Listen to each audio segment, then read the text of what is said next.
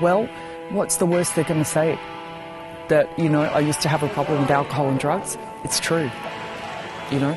So there it is. That's, you know, no denying it. Let's move on.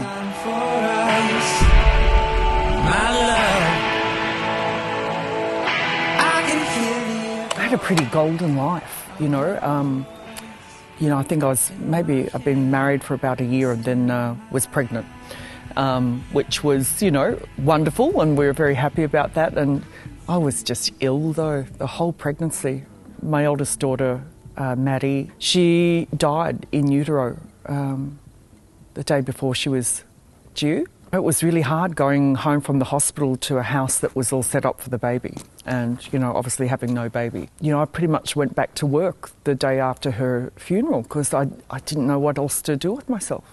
Around that same time, you know, we had signed Pearl Jam to close the 2001 Big Day Out, pretty much as they were about to, you know, done a handshake deal as they were about to walk on stage at Roskilde. That was, you know, tragic and disastrous. You know, they made a vow at that time that they weren't going to play another festival. So we'd lost a headliner and we're scrambling to put someone else on. And, you know, hindsight's a wonderful thing, but, you know, we made the decision to move forward with Limp Bizkit. Break your fucking face tonight! The organisers of the Big Day Out have expressed their sadness at the death of a teenage girl who suffered a heart attack at the Sydney event on Friday evening. Ultimately, you know, the day unfolded in Sydney show day where, it, you know, a combination of lots of different things ended in tragedy. And there was a crowd collapse and Jessica Mikulik was, you know, crushed in that crowd. She just turned 16. About 2 weeks beforehand. And, and ultimately she died. Her parents turned off her life support a few days later. There was a great sense of, I think, you know, grief and also guilt and powerlessness too. And for me, that kind of combined with what had happened with my daughter, because a few months after she died, we got, you know, pathology back that showed that I had a really rare liver condition. Essentially, my body poisoned her. I had it stuck in my head that I'd failed it at my primary function, you know, to keep my child alive. And I was, you know, just racked with kind of, guilt and shame and blame. It was very raw, my own grief, and that got entwined with, you know, the circumstances around Jessica's death. There were always, there was always some kind of party going on. I guess initially it was just blowing off steam, and then gradually over time, years, I started to, you know, self-medicate, to use alcohol to soothe, you know, and I was able to disguise that really as partying, like everyone else is doing it. I don't think I really realised I had a problem until I tried to stop and found that I couldn't. You know, I think I'd managed to keep my struggles hidden for a while, and then of course, you know, it became a bit more apparent, and, you know, people were concerned about me. And I think in my head I thought I just needed a break, and that that I'd do some kind of reset, and then everything would be back to how it used to be, where drinking was fun, you know, and I was the life of the party. But by this time I wasn't even being invited to the party anymore, you know. It's an addiction, and it had reached a point where that, you know, I was, completely dysfunctional any time that I picked up a drink. And also when I did drink, that there was no off switch. It was just on until, the alcohol ran out or I passed out. And it's very distressing for me, but also for the people that, you know, cared about me, to see me, you know, in that situation and to not know how to help.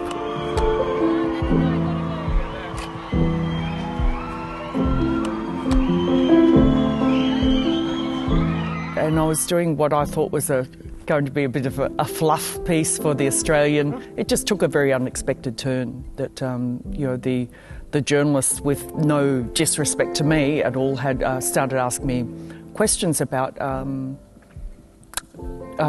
my addictions. which wasn't what I thought the interview was going to be about at all. It caught me really off guard.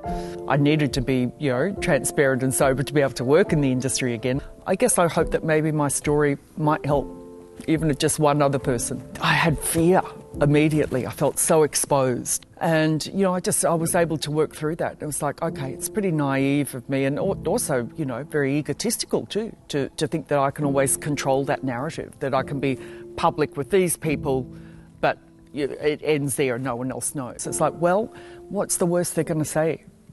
That, I used to have a problem with alcohol and drugs? It's true. So there it is. That's, no denying it. Let's move on.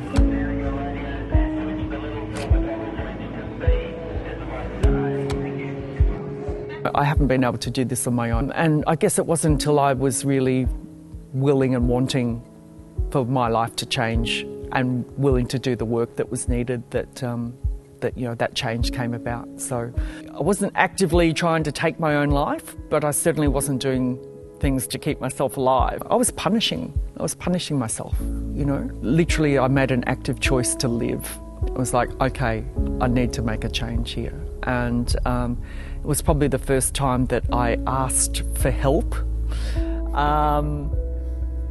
from my own volition, and was willing to do whatever it took to get sober.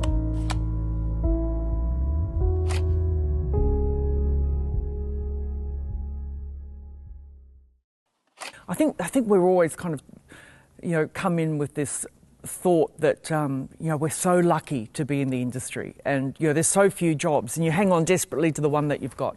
So to do that, you have to work harder and be the best and, do all the things. The music industry is incredibly guilty of those lines being blurred, where there's no, break between what is work and what is your personal life, and that gets really blended in a lot of circumstances, particularly when you're going out at night, to gigs, etc., after you've been working all day. So, to actually have some really strong boundaries around that stuff, and it's actually just around changing that ethos too. We're putting on a rock show, not finding a cure for cancer. The biggest piece of self-care that I can do for myself on a daily basis is to have the ability to say no, and to know that the word no is a complete sentence on its own. Saying no around lots of different things enables me to say yes to the right things. It's funny, when I first got sober, I had this fear, I guess, that I wouldn't be included or invited, to events and various things. And that was kind of true to a certain extent. And, I used to have this fear that, I was missing out, particularly in a professional sense as well, that like, hang on, this is where all the, the deals are being done in the back room of some bar or whatever. And it's certainly been my experience as the years have gone on that that's not the case.